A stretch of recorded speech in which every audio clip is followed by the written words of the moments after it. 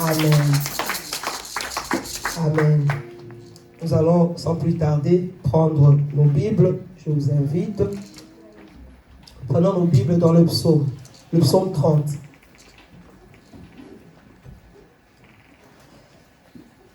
Le psaume 30.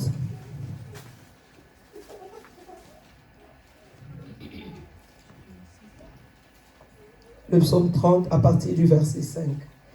Est-ce que nous pouvons nous mettre debout pour honorer la parole de Dieu? Merci. Psaume 30 à partir du verset 5. Nous allons lire le verset 5 et le verset 6. Amen. Amen. Nous lisons la parole de Dieu. Chacun de nous va lire dans sa version pour que cela puisse réellement nous parler. À 3, nous lisons la parole de Dieu. 1, 2, 3. Chantez à l'Éternel, vous qui l'aimez. Célébrez par vos louanges sa sainteté. Car sa colère dure un instant, mais sa grâce toute la vie. Le soir arrivent les pleurs et le matin l'allégresse. Est-ce que nous pouvons reprendre juste à partir du soir, le soir? Reprenons tous ensemble. Le soir arrivent les pleurs et le matin l'allégresse. Encore une fois. Le soir arrivent les pleurs et le matin l'allégresse. Amen. Amen. Nous pouvons nous asseoir dans la sainte présence de notre Dieu. Amen. Le thème ou le sujet de notre prédication ce matin, c'est le sommeil dans la vie du chrétien. Amen. Le sommeil dans la vie du chrétien. Si je demandais à chacun de nous ici présents, à commencer par moi-même, avant que je ne fasse cette méditation et que le Saint-Esprit me parle, si on nous demandait si le sommeil était une bonne chose dans la vie du chrétien, qu'est-ce que nous allons dire? Non. Si on nous pose la question, à nous tous ici, est-ce que le sommeil est une bonne chose pour un chrétien? Nous allons tous dire non. Et nous aurons raison. Amen. Nous avons raison lorsque nous disons que non, le sommeil n'est pas bon dans la vie du chrétien. Sauf que nous avons raison qu'à 50%. Amen. Nous avons raison qu'à 50%. Parce que le sommeil, oui, le sommeil est bon pour le chrétien. Amen. Le sommeil est bon pour le chrétien. Et le sommeil peut être mauvais pour le chrétien. Amen. Il y a les deux. Le sommeil dans la vie du chrétien, nous devons avoir. Il y a un côté qui est bon, que nous devons rechercher, et un côté qui est mauvais, que nous devons éviter, que nous devons tout faire pour ne pas être dans ce côté mauvais. Amen. Mais le sommeil dans la vie chrétienne, dans la vie du chrétien, c'est une chose qui est bonne. Alors, nous allons développer pour savoir pourquoi il y a un bon sommeil et un mauvais sommeil. Parce que il y a un sommeil où l'homme se place par lui-même. Le sommeil où l'homme se place par lui-même. Et puis il y a le sommeil où Dieu nous place. Il y a un sommeil dans lequel Dieu nous plonge. Et puis il y a un sommeil où nous nous plaçons nous-mêmes. C'est-à-dire qu'il y a un sommeil qui est dans la volonté de Dieu. Il y a un sommeil qui est dans la volonté de Dieu. Et puis il y a un sommeil qui n'est pas de la volonté de Dieu, mais que nous-mêmes nous nous plaçons. Et c'est ce sommeil-là qui est mauvais pour nous. Nous allons commencer par le sommeil qui est bon. Parce que c'est bien de commencer par les bonnes choses, les choses qui encouragent. Comme ça, nos cœurs seront bien prêts pour recevoir après ce qui doit nous alerter. Amen. Alors, le sommeil dans lequel Dieu nous plonge est un temps où il est seul maître de nos vies. Le sommeil dans lequel Dieu nous plonge est un sommeil où il est seul maître de nos vies. Seul maître. C'est-à-dire qu'il est maître de nos vies. Il y a un sommeil. C'est un sommeil où nos capacités, nos pensées, nos idées, nos réflexions, nos positions, tout ce que notre culture, tout ce que nous sommes, tout ce qui nous constitue est endormi. Tout ce qui est de nous est endormi. Et ça, c'est le sommeil dans lequel Dieu veut nous trouver. Nous avons lu le psaume, le verset 6 particulièrement, sa deuxième partie qui nous dit « Le soir arrivent les pleurs et le matin, l'allégresse. » Entre le soir et le matin, il y a une partie. C'est la nuit. Le soir arrivent les pleurs. Le soir arrive quand? Le soir, c'est quoi? Le soir, c'est la fin de la journée. Le soir arrivent les pleurs. Mais il y a la nuit, nous dormons et nous nous réveillons le matin, il y a des cris de joie. Il y a l'allégresse. Le matin, dans d'autres versions, c'est des cris de joie. Qu'est-ce que nous pouvons entendre par cela? Nous commençons par le jour, la journée. La journée, nous sommes réveillés. La journée, nous sommes éveillés. La journée, tous nos sens se sont éveillés. Nous entendons, nous voyons, nous pensons, nous touchons, nous ressentons. Lorsque quelqu'un vient avec une aiguille nous piquer, nous ressentons. Lorsque quelqu'un, même si quelqu'un nous effleure à peine, nous sentons qu'il y a quelqu'un qui nous effleure. La journée, tout ce qui est en nous est éveillé, normalement. Tout ce qui est en nous est éveillé. Notre intelligence est éveillée. Nos yeux, nos oreilles, nous entendons tout, même les chuchotements, nous entendons. Et c'est un temps où l'homme est en activité. L'homme est en mouvement. L'homme est en activité. Que l'homme soit chrétien ou pas chrétien, la journée, l'homme est en activité. Que l'homme soit chrétien ou pas chrétien, la journée, nos sens sont en éveil. Chrétien ou pas chrétien, nous réfléchissons. Chrétien ou pas chrétien, nous prenons des décisions, nous faisons des choix. Nous sommes dans des actions, dans des réactions même. Ça, c'est la journée. Chrétien ou pas chrétien. Il y a une différence par contre dans tout cela, c'est que la personne qui ne connaît pas Dieu, en tout cas, il réfléchit par lui-même. Il peut avoir des repères, mais ces repères, ça va être d'autres personnes, ses parents, ses frères, ses soeurs, ou un voisin, ou un ami, ou voilà, il peut avoir des repères, mais il réfléchit par lui-même. Il agit par lui-même. Il prend des décisions par lui-même. Ça, c'est la personne qui n'est pas dans le Seigneur. Quelqu'un qui est dans le Seigneur, un chrétien, la journée, il est aussi dans ses activités. Sauf que, dans ses activités, il se confie à Dieu. Il attend les conseils de Dieu. Il attend l'aide même de Dieu. Il attend ses capacités de Dieu. Il attend, il se prépare même. C'est pour ça que le matin, quand on se réveille, il est conseillé, avant de sauter dans nos activités, de prendre un temps pour nous abandonner entre les mains de Dieu. Et pour le laisser conduire notre vie et nous conduire dans la journée. Mais c'est un temps où le chrétien, il s'abandonne à Dieu. Mais, il y a un mais, nous sommes quand même éveillés. Nous sommes éveillés. Dieu nous parle, oui. Mais, est-ce que nous saisissons à 100% ce que Dieu nous dit? C'est la question. Lorsque nous sommes réveillés, lorsque nous sommes dans la journée, est-ce qu'à chaque fois, nous laissons Dieu être au contrôle de nos vies? Nous les chrétiens, nous ne parlons pas de ceux qui ne connaissent pas Dieu. Nous parlons de nous les chrétiens. Est-ce que dans la journée, nous sommes réellement conduits par le Saint-Esprit? Est-ce que dans la journée, nous nous référons réellement? Merci Alain. Est-ce que dans la journée, nous nous référons réellement à Dieu? Cela devrait être notre respiration.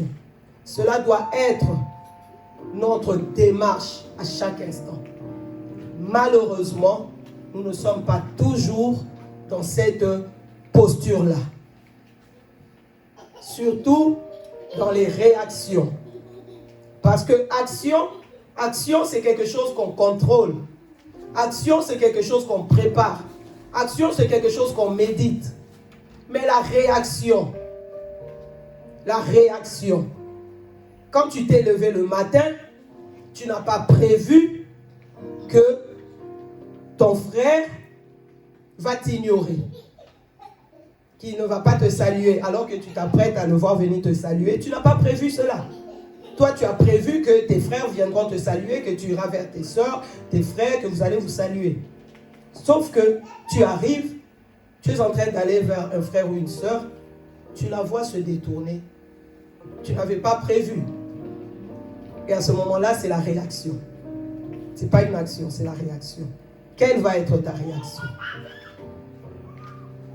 Ah, mais il n'y a pas l'amour dans cette église, il n'y a pas l'amour. Ah, mais pour qui il se prend lui? Ah, depuis 15 ans qu'il est dans le Seigneur, mais il est toujours plein d'orgueil. Voilà ce que va être notre réaction. Parce que la réaction, on ne l'a pas préparée. Maintenant, il n'y a pas que la réaction. Il y a aussi des décisions que nous prenons. Lorsque tu t'es levé le matin, aujourd'hui, que tu as prié, tu as recommandé ta journée, tu as recommandé ton culte, le temps de transport, le temps de préparation, tu as tout recommandé entre les mains de Dieu. Mais pendant que tu as tout recommandé entre les mains de Dieu, tu voyais déjà un culte qui va se dérouler comme il faut jusqu'à la fin. Mais nous sommes là. Si quelqu'un entrait ici avec une arme, est-ce qu'on la prépare? Non. Et donc nous allons être dans la réaction. Et comment va être notre réaction? Ça dépend. Il y en a qui vont s'agenouiller pour crier à Dieu. Il y en a qui vont courir se cacher. Il y en a même, il va courir, il rentre là, il ferme la porte. Alors qu'il y a ses frères et sœurs aussi qui veulent entrer. Pourquoi? La peur, la panique. La peur, la panique, on ne contrôle plus ses émotions, on n'est plus dans le bon discernement. Ça, ce sont des réactions. Et même un chrétien, il est dans les réactions. Mais il est dans les réactions quand il est éveillé. Quand tu es réveillé, tu es dans les réactions, tu es dans les actions plus ou moins programmées, mais surtout tu es dans les réactions pas programmées. Et donc, dans la journée, tout chrétien que nous sommes, parce que nos sens sont en éveil, parce que nous disposons de notre corps, de tout ce qu'il y a autour de nous, il y a des moments où c'est nous-mêmes qui sommes au contrôle de notre vie. Et malheureusement, il peut y avoir toute la journée où nous sommes au contrôle de notre vie. Malheureusement, tout chrétien que nous sommes, nous pouvons être nous-mêmes au contrôle de notre vie. Quelqu'un qui ne connaît pas le Seigneur, le matin, il a le même contrat que toi. Il est agent de sécurité, tu es agent de sécurité. Lui va se lever le matin, il va aller au travail. Mais toi qui es enfant de Dieu, tu vas te lever, tu vas dire merci à Dieu parce qu'il t'a réveillé, il t'a donné la force, il t'a donné un travail. Tu vas y aller. Et quand tu vas aller, quand tu vas recommander ta journée, tu vas prier Dieu qui te donne de prendre des bonnes décisions, tu vas préparer cette journée. Tu vas tout laisser dans les mains du Seigneur. Et tu vas passer ta journée de travail, non pas en te reposant sur toi-même, mais en te reposant sur les capacités que Dieu t'a données. Ça, c'est la perfection. Sauf qu'on n'y est pas toujours. Donc, dans la journée, il y a beaucoup, tout étant chrétien, il y a beaucoup de moi dans ce que nous sommes dans la journée. Lorsque nous sommes éveillés, il y a beaucoup de nous qui rentrent dans tout ce que nous faisons pendant la journée. Tout chrétien que nous sommes. Il y a des moments où nous faisons par nos efforts. Il y a des moments où nous ne contrôlons pas nos émotions, nos réactions. Il y a des moments où des paroles sortent de notre bouche sans que nous les ayons contrôlées, sans que nous les ayons maîtrisées. Il y a des choses, il y a même des paroles qui ne sont pas bonnes, des paroles mauvaises. Il y a nos yeux qui sont là à voir, à envier, à jalouser, à critiquer, à nous réjouir de ce qui arrive à l'autre. Il y a beaucoup de choses. Alors que nous sommes chrétiens, alors que nous savons que ce ne sont pas des bonnes choses. Mais notre chair, comme il est réveillé, il y a des moments où notre chair prend le dessus. Et donc, pour les chrétiens, la journée, lorsque nous sommes réveillés, il y a Dieu qui agit en nous, mais il y a aussi nous-mêmes qui agissons. Il y a ce que nous faisons avec la force que Dieu nous donne, avec la capacité que Dieu nous donne par le Saint-Esprit, par sa parole, mais il y a aussi des choses que nous faisons par nous-mêmes. C'est-à-dire que notre chair agit. il y a des moments où nous sommes dans l'esprit, conduits par l'esprit, mais malheureusement, il y a des moments où nous sommes, où c'est la chair qui domine. Et ça, c'est lorsque nous sommes réveillés. C'est pour ça que je dis, il y a un bon sommeil pour les chrétiens. Le bon sommeil pour les chrétiens, c'est ce que Dieu a prévu. Et Dieu n'a prévu qu'un seul type de sommeil pour les hommes. C'est la nuit. Lorsque nous dormons, c'est le seul type de sommeil que Dieu a prévu pour l'homme. Lorsque nous dormons. Pour ceux qui aiment dormir comme moi, nous pouvons nous réjouir. Dieu nous a donné de dormir. Amen. Amen. Le sommeil, c'est une bonne chose. Amen. Amen. Le sommeil est une bonne chose. Pourquoi? Parce que quand tu dors, tout ce qui se passe autour de toi, tu es insensible. Tu ne sais même pas qu'est-ce qui se passe. Tu ne cherches même pas à savoir qu'est-ce qui se passe. Parce que toute ta volonté est endormie. Toute ta volonté se tait. Toute ta volonté se tait quand tu dors. Quelqu'un peut venir devant toi et te fait ça, tu ne réagis même pas. Quand tu es debout, même mon fils Cédric qui est là, il sait que je l'aime, que je ne lui veux pas du mal. Mais si maintenant j'arrive devant lui, je mets mes poings comme ça devant ses yeux, il va reculer.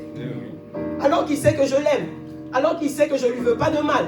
Mais là, comme il a les yeux ouverts, comme il est réveillé, si je m'approche de lui, je fais ça, il va reculer.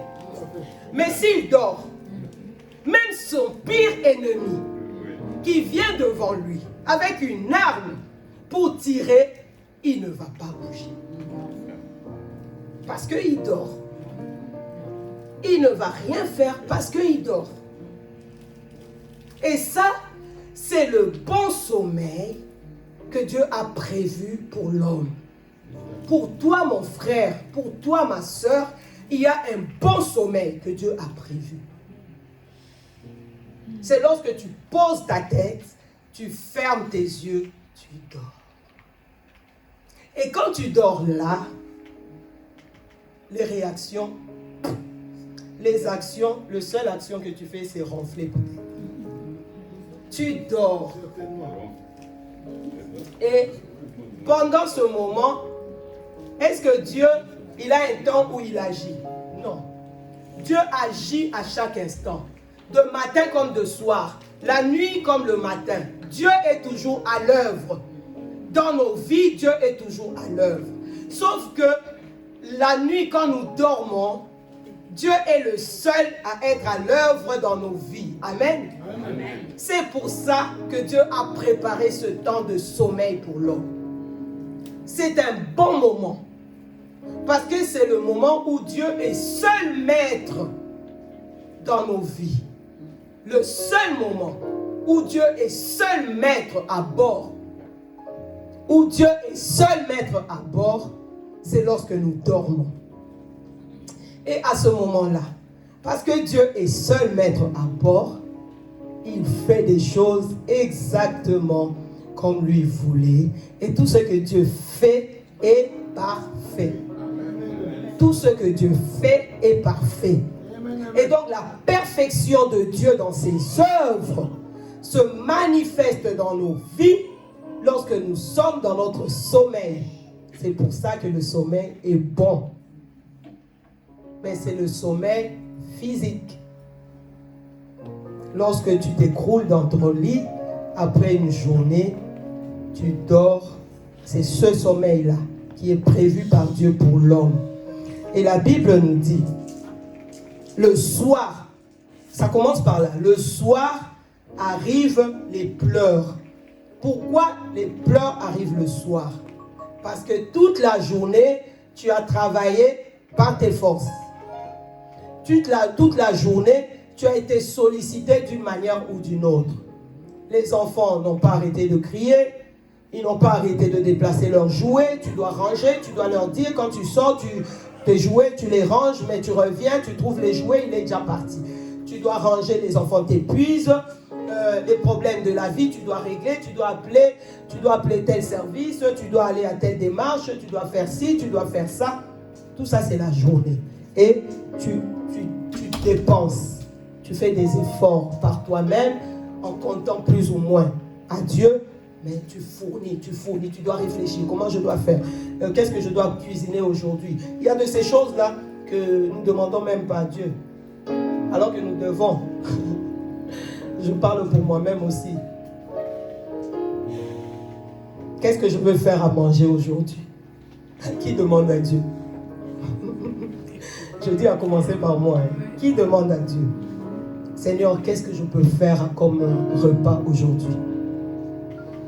Et pourtant, toute notre vie, nous devons solliciter Dieu. Pour tous les choix que nous faisons, pour toutes les décisions que nous prenons, nous devons solliciter le Saint-Esprit. Mais dire qu'aujourd'hui je vais faire du poisson au lieu de la viande, c'est un choix, c'est une décision. Mais pourquoi nous ne nous référons pas à Dieu? Donc il y a de ces choses-là qui n'ont pas forcément des conséquences fâcheuses, on va dire, mais que nous faisons par nous-mêmes dans la journée. Et qu'on le veuille ou pas, ça nous épuise parce que nous faisons par nous-mêmes. Lorsque nous faisons quelque chose par nous-mêmes, Dieu ne nous accompagne pas forcément. Il peut dans sa grâce, il peut dans sa souveraineté, mais il ne nous accompagne pas forcément. Parce que la Bible dit, recommande ton sort à l'Éternel. C'est quand tu te recommandes à lui, là tu lui donnes réellement de venir et d'œuvrer avec toi. Mais si tu ne lui donnes pas réellement, c'est lui qui voit. Dans son amour, il peut quand même venir. Mais il peut aussi rester et te laisser parce que tu n'as pas fait appel à lui. Et donc, parce que nous faisons par nous-mêmes, parce qu'il y a des choses que nous faisons par nous-mêmes, parce qu'il y a des choses, nous prenons des décisions par nous-mêmes, le soir, qu'est-ce qu'il y a? Nous sommes épuisés. Nous sommes épuisés d'avoir pris des décisions. Nous sommes épuisés d'avoir essayé de gérer nos émotions, de contrôler nos émotions, nos réactions. Nous sommes épuisés de chercher à tout le temps vouloir faire le bien, vouloir être dans le bon, vouloir par nous-mêmes. Nous sommes épuisés. Et la Bible dit, le soir arrivent les pleurs. Parce que l'homme est épuisé. Tout chrétien qu'il est, il est épuisé. Parce qu'il y a des moments où il a porté par lui-même. Il a porté le fardeau par lui-même. Il est épuisé le soir. Mais, qu'est-ce qui est bien? Il y a la nuit qui arrive. Il va dormir. Et pendant qu'il dort, Dieu prend toute la place. Dieu œuvre. Dieu fait ce qu'il a à faire. Et lorsque tu te réveilles le matin, tu n'as rien fait de ta nuit. Tu n'as fait que dormir. Dieu a tout fait. Quand tu te réveilles, il y a l'allégresse. Amen. Il y a l'allégresse. Le matin, quand on se réveille, il y a l'allégresse. Il doit y avoir de la joie lorsque nous nous levons le matin. Parce que toute la nuit, nous n'avons rien fait. Nous n'avons fourni aucun effort si ce n'est respirer. C'est Dieu qui a tout fait à notre place. Et ça, c'est ce que Dieu attend de nous. C'est ce que Dieu a prévu pour nous. Et cela se voit dès la création. Dès la création. Si nous prenons Genèse, c'est la création. C'est le commencement. Genèse, ça veut dire commencement. Dès la création, pas lorsque Dieu a fait les arbres, les animaux, tout ça, mais lorsque Dieu a créé l'homme. La Bible nous dit, dans Genèse 2, le verset 22, je commence par 22. Non, 21, excusez-moi. Le verset 21. Alors, l'Éternel Dieu fit tomber un profond sommeil sur l'homme qui s'endormit. Il prit une de ses côtes et referma la chair à sa place. On va s'arrêter là. Avant que Dieu dise ça, avant que Dieu fasse ça, il a été au verset 18, toujours du chapitre 2, Dieu a dit, l'Éternel Dieu dit, il n'est pas bon que l'homme soit seul. Je lui ferai une aide semblable à lui. C'est ce que Dieu a dit avant le verset 21. Il n'est pas bon que l'homme soit seul. Mais au 21, qu'est-ce que Dieu a fait? Ce n'est pas pendant que l'homme était réveillé. Dieu a plongé l'homme dans un profond sommeil. Un profond sommeil. Et à ce moment-là, Dieu a opéré dans l'homme. Dieu a retiré une côte et il a formé la femme. Dieu, s'il a pu dire, il n'est pas bon que l'homme soit seul, c'est parce que Dieu a constaté, pendant la journée, il y a les animaux qui passaient, l'homme donnait le nom. Il y a ceux-ci, l'homme nommait. Il y a ceux-là, l'homme faisait tout par lui-même. Et Dieu a vu qu'à la fin de la journée, l'homme était fatigué. Dieu a dit, il n'est pas bon qu'il soit seul. Mais pour lui donner ce qu'il y avait de meilleur, qu'est-ce que Dieu a fait? Il a plongé dans un profond sommeil. Et à ce moment-là, Dieu a opéré. Pourquoi? Nous connaissons. Tu es debout, Dieu vient et dit, je vais t'ouvrir la côte. Pour sortir de ta côte, ce qu'il y aura de meilleur pour toi, nous allons négocier avec Dieu. Nous allons chercher à comprendre le pourquoi, le comment, ça va prendre combien de temps, est-ce que j'aurai mal, est-ce que j'aurai pas mal, et après la cicatrice, est-ce que la personne ce que tu veux me donner, tu prétends que c'est le meilleur pour moi, mais est-ce que ce sera vraiment le meilleur pour moi?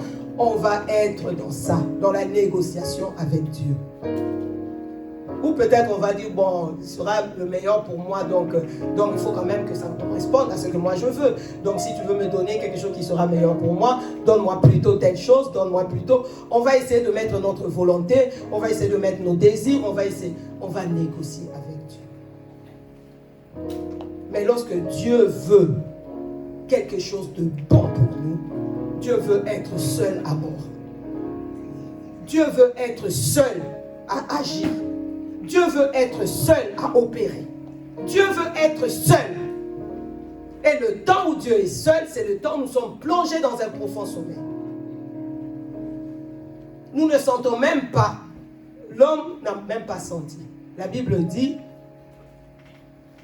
Dieu forma, non, le 21, il plongea l'homme dans un profond sommeil, l'homme s'endormit, il prit une de ses côtes et referma la chair à sa place. L'homme n'a rien senti. L'homme n'a pas réagi. Une grande opération s'est faite. Une merveilleuse opération s'est faite. Le plus grand, la plus merveilleuse des bénédictions que Dieu pouvait donner à l'homme était en train de s'accomplir quand? Pendant que l'homme dormait. Un profond sommeil. Et lorsque l'homme s'est réveillé, la Bible nous dit, dans le 23, et l'homme dit, voici cette fois celle qui est os de mes os et chair de ma chair. Il y a un point d'exclamation.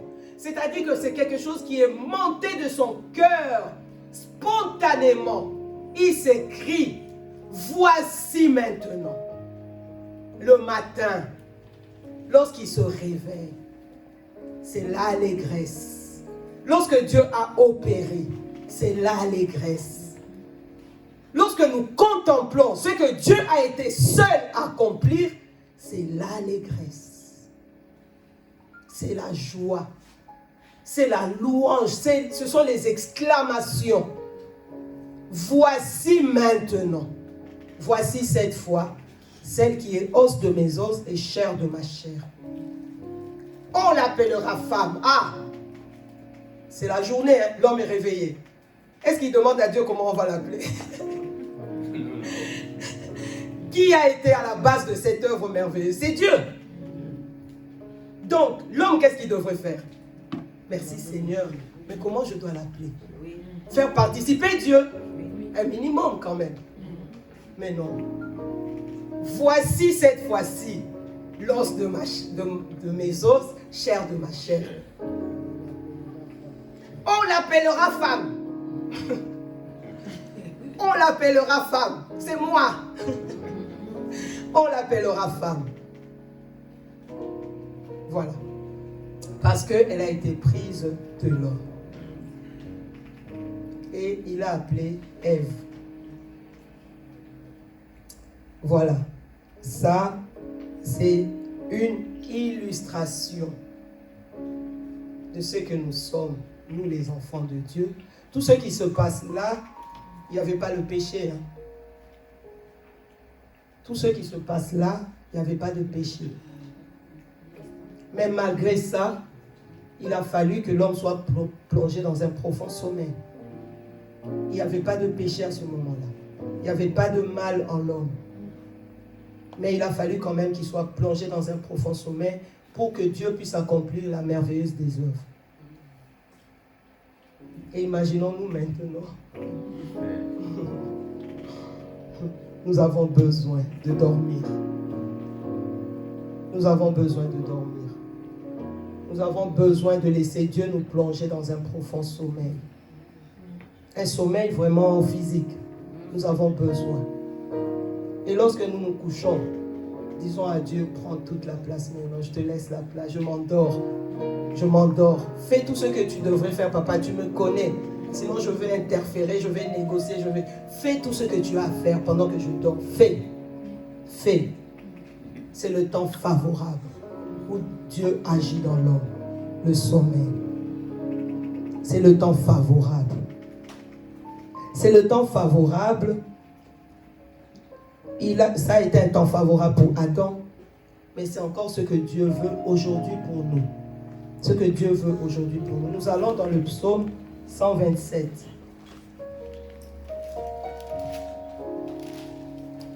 Le psaume 127. La Bible nous dit ceci. Je lis du 1er au 2e verset. Cantique de degré de Salomon. Si l'Éternel ne bâtit la maison, ceux qui la bâtissent travaillent en vain. Si l'Éternel ne garde la ville, celui qui la garde veille en vain. En vain, vous vous levez de bon matin, vous vous couchez tard, et vous mangez le pain de douleur. Il en donne autant à ses bien-aimés pendant leur sommeil. Quand est-ce que Dieu donne à l'homme ce dont il a besoin? Pendant ce sommeil. Il est bon pour nous de dormir. Si tu avais des remords quand tu allais te coucher, aujourd'hui, il n'y a plus raison d'avoir de remords. Au contraire, c'est un temps favorable. Dieu donne autant à ses bien-aimés. Tous ceux-là qui n'ont pas le Seigneur cherchent par eux-mêmes à courir à gauche, à droite, à faire ci, à faire ça. Dieu te donne pendant que tu dors. Dieu veut que tu dormes pour qu'il puisse te donner autant que ceux du dehors recherchent. Dieu veut te le donner, si pas plus, mais il te le donnera pendant ton sommeil. Pendant ton sommeil. Pendant ton sommeil, Dieu te donne ce dont tu as besoin. Ce dont tu as besoin, Dieu te le donne. Ça ne veut pas dire que la journée, tu ne vas pas travailler. Non, tu vas aller travailler. Mais Dieu aura déjà donné.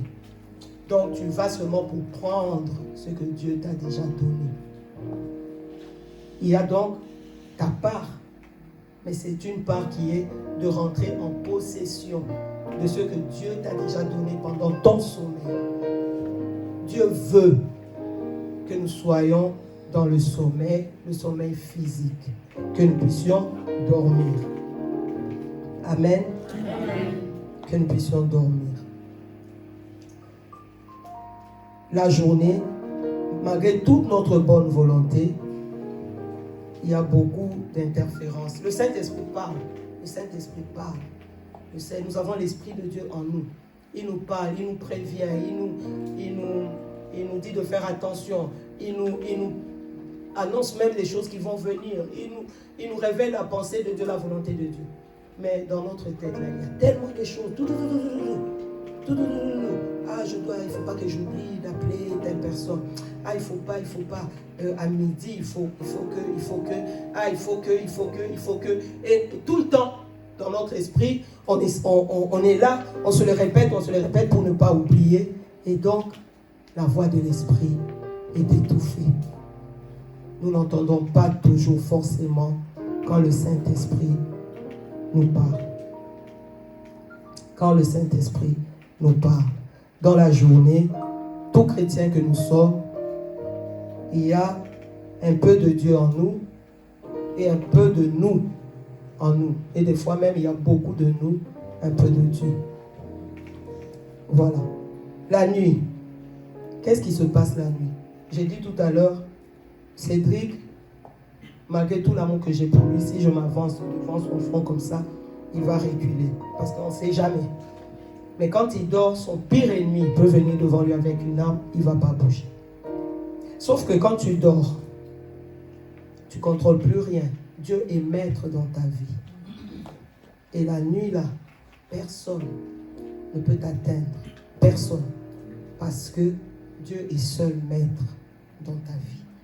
Il a tout le contrôle. Toi-même, tu ne cherches même pas à contrôler, tu ne cherches même pas à combattre, tu ne cherches rien, tu dors seulement. Et c'est Dieu qui combat pour toi. Amen. La nuit, c'est Dieu qui combat pour nous. La nuit, c'est Dieu qui veille et il apporte une sécurité totale. La sécurité de Dieu pour nos vies est totale lorsque nous dormons. La sécurité de Dieu est totale lorsque nous dormons.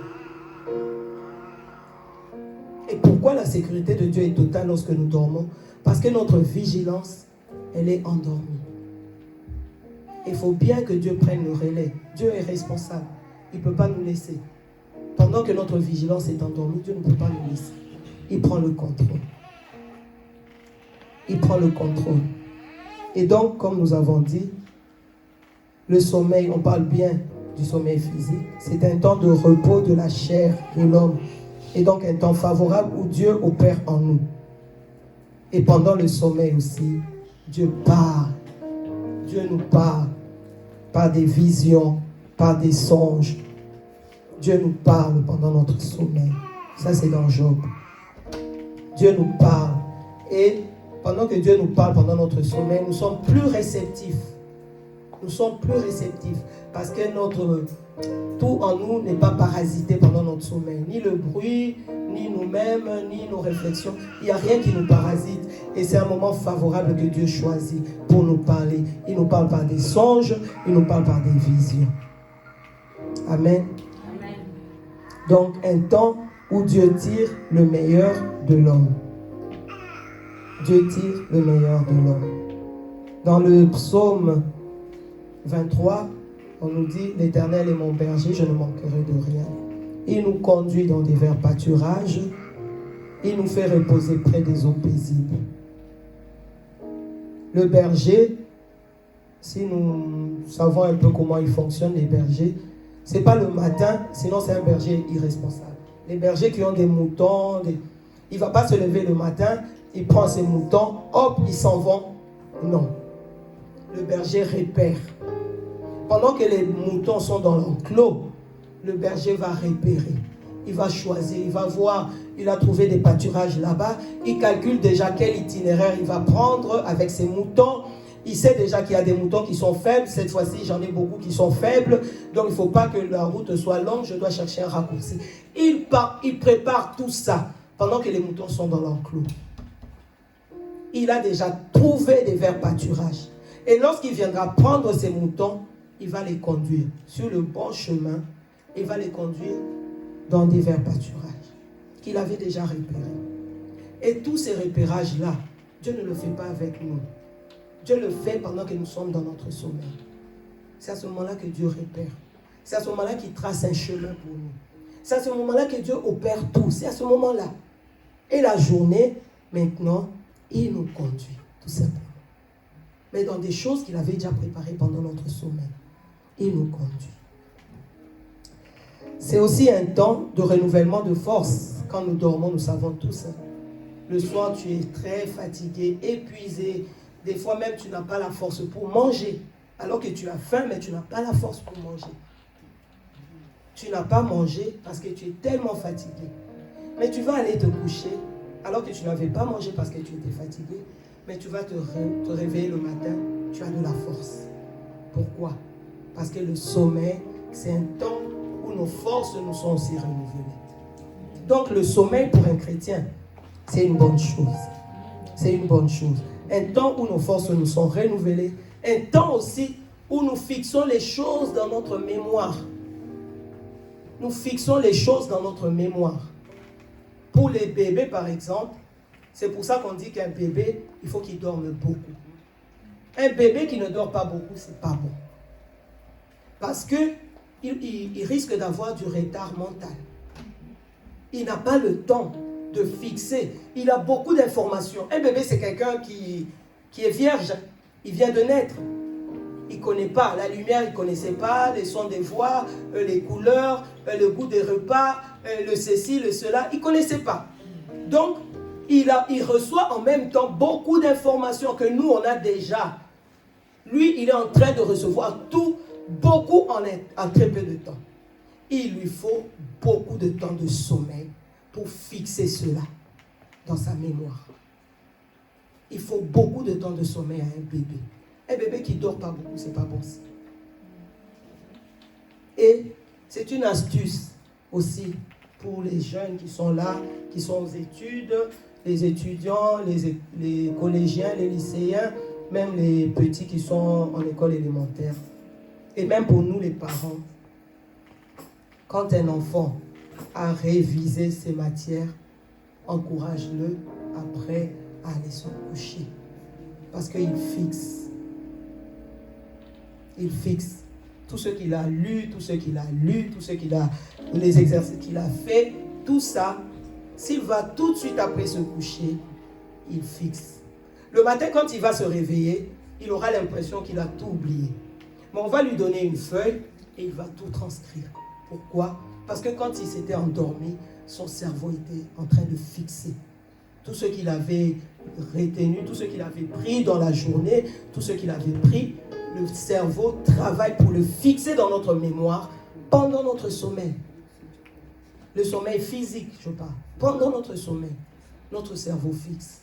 Et ça, moi je l'ai appris, j'étais encore à la fac. Dès que je l'ai appris, j'ai mis en pratique. Je me levais, mon mari est là, je me levais, je révisais, et dès que je finissais de réviser, je parlais ni à droite ni à gauche, j'allais me coucher. Dès que j'avais fini de réviser, pendant les contrôles, comment on dit, les partiels.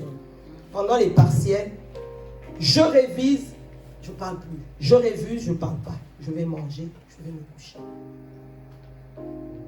Et sans me vanter, j'avais de bonnes notes, de très très très bonnes notes. C'est une astuce pour les jeunes. Quand tu as fini de réviser, mange si tu n'avais pas mangé avant. Mange, va vite te coucher. Ne reste pas sur ton téléphone. Tu vas perdre toutes les informations que ton cerveau avait captées. Tu as tout le temps de les perdre pendant que tu es sur ton téléphone. Tu vas te coucher, ton cerveau n'a plus tout ce que tu avais révisé. Ton cerveau n'a plus que ce que tu as vu sur YouTube ou sur Insta. Et c'est ce que ton cerveau va fixer dans ta mémoire. C'est vraiment un conseil. Hein. Et vraiment, je le dis sérieusement. Hein. Pour tous ceux qui sont dans les études. Hein. Moi, je l'ai expérimenté. Hein. Tu vas dormir, ne parasite pas ton cerveau. Tu vas dormir et tu verras le lendemain. Tu auras l'impression que ta tête est vide. Mais on va te dire de réciter, tu vas réciter. Tous les exercices de maths là, compliqués que tu avais fait, tu vas les refaire. Parce que ton cerveau a eu le temps de fixer dans ta mémoire. Le sommeil, c'est une bonne chose pour nous les chrétiens. Et si tu veux bien assimiler, mémoriser les versets de la Bible, lis ta Bible avant de te coucher. Tu pries, tu lis, tu dis aujourd'hui je vais mémoriser le 127. Tu le lis plusieurs fois, tu lis en étant concentré, tu t'endors. Le matin, tu vas le réciter. Parce que ton cerveau a pris le temps de fixer dans ta mémoire. Amen. Amen. Le sommeil est une bonne chose. Donc, bon sommeil, bonne mémoire. Bon sommeil, bonne mémoire.